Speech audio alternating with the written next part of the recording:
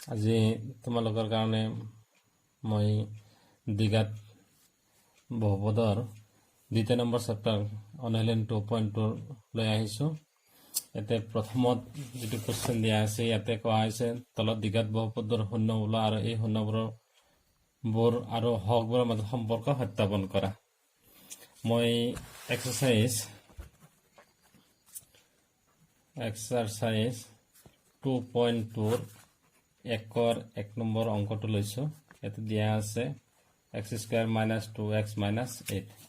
এই বহুপদটোৰ কি কৰিব লাগে? শূন্য উলিয়াব লাগে, শূন্যবোৰ উলিয়াব লাগে আৰু শূন্য আৰু সহগবোৰৰ মাজত কি কৰিব লাগে?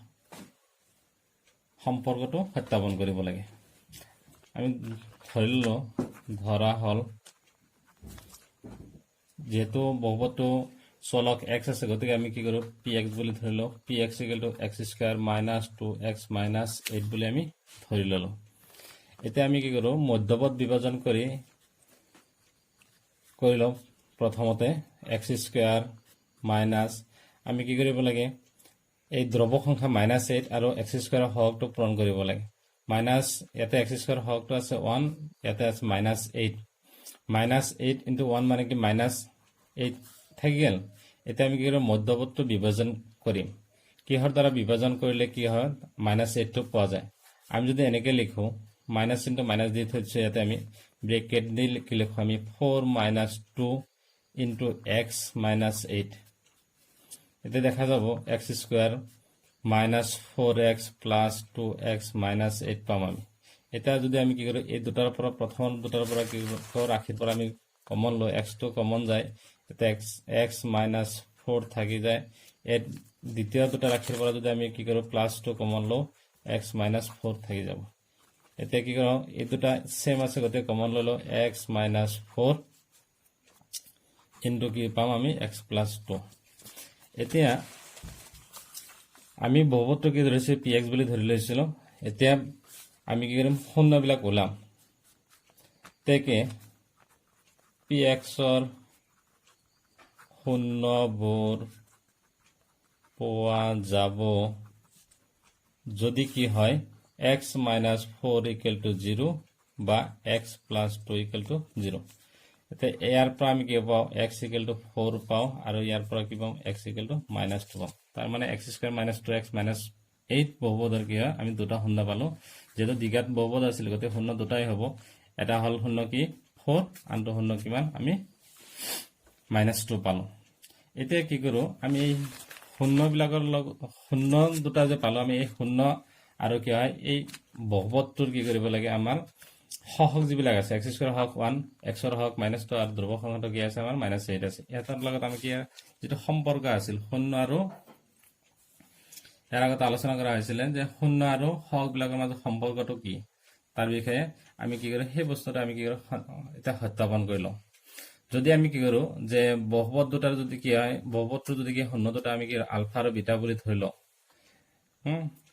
যে যদি শূন্য দুটা ক্ৰমে আলফা আৰু বিটা হয়, তেন্তে কি পাম আমি? আলফা = 4 আৰু বিটা = -2 পাওঁ আমি। বিটা = কি পাম? -2।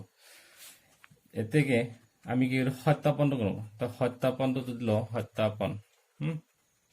সত্যাপনটো যদি লওঁ যে সহগ দুটাৰ যোগফল আৰু কি আছিল? সহগ দুটাৰ পূৰণফল। প্ৰথম ললোঁ যে সহগ দুটাৰ যোগফল আলফা প্লাছ বিটা = 4 + -2 = 4 - 2 = 2।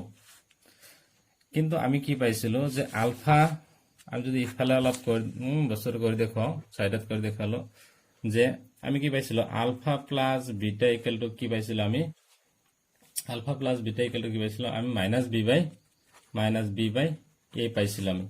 ইয়াতে -b মানে কি হ'ল? যে বিৰ মানটো ইয়াতে কি আছিলে? -2 আছিলে। -2 a টো কি আছিলে? ইয়াতে 1 আছে। x² হকটো 1 আছে। গতিকে কি হ'ব? --- পূৰণ কৰিলে কি হ'ব? 2/1 আল্টিমেটলি কি হ'ল? 2 থাকি গ'ল।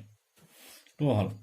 আকৌ যদি আমি লওঁ যে alpha × beta, alpha into beta equal to কি আমি আলফা কিমান পাইছো 4 পাইছো বিটাটো কিমান পাইছো -2 পাইছিলো ইকুৱেল টু কিমান -8 যদি সত্যাপনত কি হৈছিল আমি আন এটা কন্ডিশন পাইছিলো যে alpha into beta equal to c by a আমি কি ছিল এটা পাইছিলো সম্পৰ্কটো কাৰণ কি হকৰ মাজত সম্পৰ্ক যদি c এৰ মানটো আমি বহাই দিও c equal to -8 a to 1 গতি কি হ'ব -8 এটা a -8 তো সেম আছে তাৰ মানে কি ইয়াৰ পৰা আমি কি ক'ব পাৰো যে আলফা ইনটু বিটা যেটা আমি কি পাইছিলো শূন্য দুটা পাইছিলো সেই দুটা শূন্য দুটা পূৰণফল ইয়াৰ সহগ যে আছিল সহগৰ পূৰণফলৰ সমান আছিল আকৌ ইয়াতে কি আছিল যে আলফা প্লাস বিটা শূন্য দুটা যোগ কৰিলে আমি যিমান পাইছো ইয়াতে যিমান পাইছো আমি ইয়াতে কিমান পাইছো সেম ডিজিটটো বা সেম নাম্বাৰটো পাইছো গতিকে নিশ্চয় ছাত্ৰ ছাত্ৰীসকলে যদি অংকবিলাক এক্সাৰসাইজ 2.2